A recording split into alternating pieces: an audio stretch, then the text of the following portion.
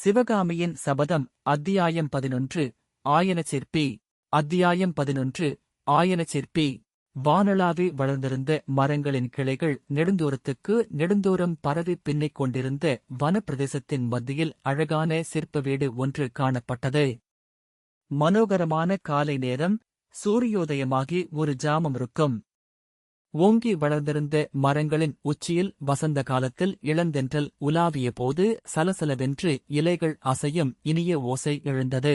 பக்ஷி ஜாலங்களின் கண்டங்களிலிருந்து விதவிதமான சுருதிபேதங்களுடன் மதுரமான அமிர்தகீதங்கள் பெருகிக் கொண்டிருந்தன. வீட்டைச் சுற்றியிருந்த மரங்களின் அடியில் ஆங்காங்கே பெரிய பெரிய கருங்கற்கள் கிடந்தன. அந்தக் கருங்கற்களில் தனித்தனியாகவும் மூவராகவும் இளம் சிற்பிகள் அமர்ந்து கையில் உளியுடன் வேலை செய்து கொண்டிருந்தார்கள். இளம் சிற்பிகள் கருங்கற்களில் கல்லொளியினால் வேலை செய்தபோது உண்டான கல்கள் என்ற ஓசை, இலைகள் அசையும் ஓசையுடனும் பக்ஷிகளின் மதுரகானத்துடனும் கலந்து செவி கொடுத்து கேட்பவர்களுக்கெல்லாம் நாதபோதையை உண்டாக்கிற்று. இத்தகைய கீத பிரவாகத்துக்கிடையே திடீரென்று வீட்டிற்குள்ளிருந்து ஜல்ஜல் என்ற சத்தம் வந்தது. இளம் சிற்பிகள் அவ்வளவு பேரும் சொல்லி வைத்தாற்போல வேலையை நிறுத்திவிட்டு காது கொடுத்து கேட்டார்கள். அவர்களுடைய முகங்கள் எல்லாம் ஏக காலத்தில் மலர்ந்தன. ஏனென்றால் அந்த ஜல்ஜல் ஒலியானது அவர்களுடைய ஆச்சாரிய சிற்பியின் மகள் சிவகாமி தேவியின் பாதச் சலங்கை ஒலி என்பதை அவர்கள் அறிந்திருந்தார்கள். 3 நாளாக ஏதோ ஒரு காரணத்தினால் சோகத்தில் ஆழ்ந்திருந்த சிவகாமி இன்றைக்கு சோகம் நீங்கி மீண்டும் நடனம் செய்ய ஆரம்பித்திருக்கிறாள் என்பதை அந்த ஜல்ஜல் ஒலி பறையறைந்து தெரிவித்தது. சிறிது நேரம் அந்த இனிய ஒலியை கேட்டுக்கொண்டிருந்துவிட்டு ஒருவரோடொருவர் முகபாவத்தினாலேயே சம்பாஷித்துவிட்டு இளம் சிற்பிகள் மறுபடியும் தங்கள் வேலையை ஆரம்பித்தார்கள்.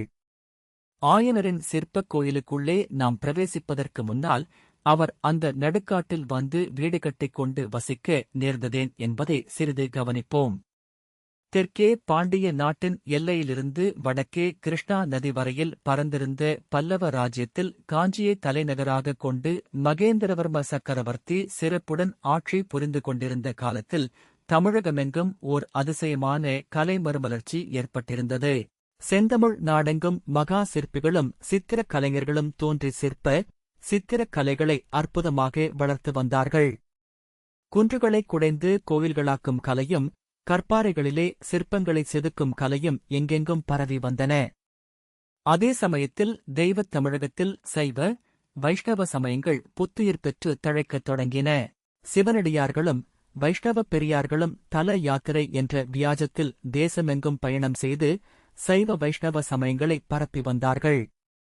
இது காரணமாக தமிழகத்தில் சென்ற சில நூற்றாண்டு காலமாயாய் வேரூன்றியிருந்த புத்த, சமண சமயங்களுக்கும் சைவ, வைஷ்ணவ சமயங்களுக்கும் தீவிரப் போட்டி ஏற்பட்டது. அந்தந்த சமயத் தத்துவங்களைப் பற்றிய விவாதங்கள் எங்கே பார்த்தாலும் காரசாரமாக நடந்து கொண்டிருந்தன. மேற்படி சமயப் போட்டியானது கலைத்துறையில் மிகுதியாக காணப்பட்டது. ஒவ்வொரு சமயத்தினரும் தங்கள் சமயத்தையொட்டி கலைகளை வளர்க்க முயன்றார்கள். சைவ வைஷ்ணவர்கள் சிவன் கோயில்களையும் பெருமாள் கோயில்களையும் நாடெங்கும் நிர்மாணிக்க விரும்பினார்கள். புத்தர்களும் சமணர்களும் எங்கெங்கும் புத்த விஹாரங்களையும் சமணப் பள்ளிகளையும் நிறுவத் தொடங்கினார்கள். பாறைகளுக்கும் குன்றுகளுக்கும் கூட பெரிய போட்டி ஏற்பட்டது. ஒவ்வொரு மதத்தினரும் இது எங்கள் குன்று, எங்கள் பாறை என்று பாத்தியதை கொண்டாடினார்கள். அந்தப் பாறைகளையும் குன்றுகளையும் குடைந்து கோயில்களையும் விஹாரங்களையும் நிர்மாணிக்கும் ஆசையினால்தான் அத்தகைய போட்டி உண்டாயிற்று. அதே மாதிரி சிற்பிகள், சித்திரக் கலைஞர்களின் விஷயத்திலும் பலமான போட்டி ஏற்பட்டிருந்தது. பெயர் பெற்ற சிற்பிகளிடமும் சித்திரக் கலைஞர்களிடமும் 4 மதத்தினரும் வந்து மன்றாடி அழைத்தார்கள். அத்தகைய பலமான போட்டிக்கு ஆளாகியிருந்தவர்களில் ஆயனச் சிற்பியும் ஒருவர். காஞ்சி மாநகரில் பிறந்து வளர்ந்து கலை பயின்ற ஆயனர் இளம் பிராயத்திலேயே மகாசிற்பி என்று பெயர் பெற்றுவிட்டார். ஆயனருடைய புகழ் வளர வளர அவருடைய வேலைக்குக் குந்தகம் அதிகமாக ஏற்பட்டுக் கொண்டிருந்தது. மகேந்திர சக்கரவர்த்தி முதல் சாதாரண ஜனங்கள் வரையில் அடிக்கடி அவருடைய விடுதிக்கு வருவதும் அவருடைய சிற்ப வேலைகளை பாராட்டுவதுமாக இருந்தார்கள்.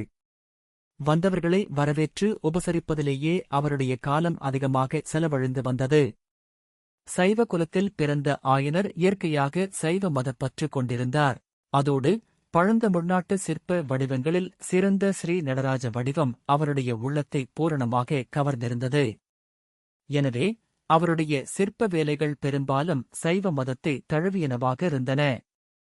இது காரணமாக புத்த பிக்ஷுக்களும் சமண முனிவர்களும் ஆயனரை தங்கள் சமயத்தில் சேர்த்துக் கொள்ள இடைவிடாது முயற்சி செய்த வண்ணமிருந்தார்கள்.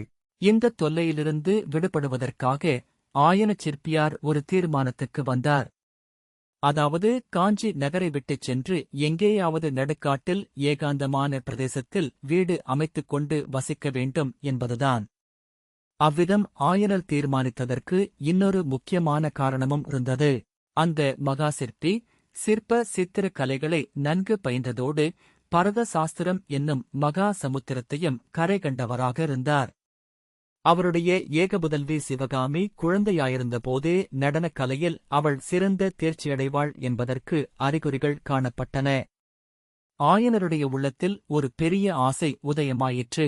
குழந்தை சிவகாமிக்கு பரத நாட்டிய கலையில் பயிற்சி அளிக்க வேண்டும், அவளுடைய நடனத் தோற்றங்களை பார்த்து அவற்றைப் போல் ஜீவகளையுள்ள நவநவமான நடன வடிவங்களை சிலைகளிலே அமைக்க வேண்டும் என்னும் மனோரதம் அவருக்கு உண்டாகி நாளுக்கு நாள் வலுப்பெற்று வந்தது. நகரத்தை விட்டு எங்கேயாவது ஏகாந்தமான பிரதேசத்துக்கு போனாலொழிய மேற்படி மனோரதம் நிறைவேறுவது சாத்தியமாகாது என்பதையும் அவர் நன்கு உணர்ந்தார். ஆயனர் தமது விருப்பத்தை மகேந்திர சக்கரவர்த்தியிடம் விண்ணப்பித்துக் கொண்டபோது கலைஞர்களுடைய விசித்திர குணாதிசயங்களை நன்கு அறிந்தவரான மகேந்திர பல்லவர் உடனே அவருடைய யோசனைக்கு சம்மதம் அளித்தார். அதற்கு வேண்டிய சௌகரியங்களையும் செய்து கொடுக்க முன்வந்தார். காஞ்சியிலிருந்து ஒரு காத தூரத்தில் ராஜபாட்டையிலிருந்து விலகியிருந்த அடர்ந்த வனப்பிரதேசம் ஒன்றை ஆயனர் தேர்ந்தெடுத்து அங்கே வீடு கட்டிக் கொண்டு குழந்தை சிவகாமியுடனும் பதியை இழந்திருந்த தன் தமக்கையுடனும் வசிக்கலானார். எந்த நோக்கத்துடன் ஆயனர் அந்த ஏகாந்தமான பிரதேசத்தை தேடி வந்தாரோ அந்த நோக்கம் சில அம்சங்களில் நன்கு நிறைவேறி வந்தது. சிவகாமி நாட்டிய கலையில் நாளுக்கு நாள் தேர்ச்சி அடைந்து வந்தாள். அவளுடைய நடனத் தோற்றங்களைப் பார்த்து ஆயனர் முதலில் அவை போன்ற சித்திரங்கள் வரைந்து கொண்டார். பிறகு அந்தச் சித்திரங்களைப் போலவே அதிசயமான ஜீவகளை பொருந்திய நடன உருவங்களைக் கல்லிலே அமைக்கலானார். ஆயனர் ஏகாந்தமான பிரதேசத்துக்குப் போன போதிலும் வெளி உலகம் அவரை அடியோடு தனியாக விட்டுவிடவில்லை. கலைஞர்களும் கலைகளில் பற்றுடையவர்களும் காட்டு வழிகளிலே புகுந்து ஆயனர் வீட்டை அடிக்கடி தேடிச் சென்றார்கள். அவ்வாறு சென்றவர்களில் முக்கியமானவர்கள் மகேந்திர சக்கரவர்த்தியும் அவருடைய குமாரர் மாமல்லரும்தான். இவர்கள் ஆயனர் வீடு செல்வதற்கு ஒரு முக்கியமான முகாந்தரமும் இருந்தது. சக்கரவர்த்தியும் மாமல்லரும் ஒருநாள் கடல்மல்லை துறைமுகத்துக்குச் சென்றிருந்தபோது கடற்கரையோரமாக பறந்து கிடந்த குன்றுகளும் பாறைகளும் அவர்களுடைய கவனத்தை கவர்ந்தன. அந்தக் குன்றுகளிலும் பாறைகளிலும் விதவிதமான சிற்ப வேலைகளை செய்து கடல் மல்லை தலத்தை ஒரு சொப்பன லோகமாக செய்துவிட வேண்டும் என்று அவர்கள் தீர்மானித்தார்கள். தமிழகமெங்குமிருந்து ஆயிரக்கணக்கான சிற்பிகள் அங்கு வந்து வேலை செய்யத் தொடங்கினார்கள். இந்த வேலைகள் சம்பந்தமாக ஆயனரிடம் கலந்து ஆலோசிப்பதற்கும் அவ்வப்போது அவரை அழைத்து வந்து நடந்திருக்கும் வேலைகளைக் காட்டுவதற்குமாக சக்கரவர்த்தியும் மாமல்லரும் அவருடைய வீட்டுக்கு அடிக்கடி வரவேண்டியிருந்தது.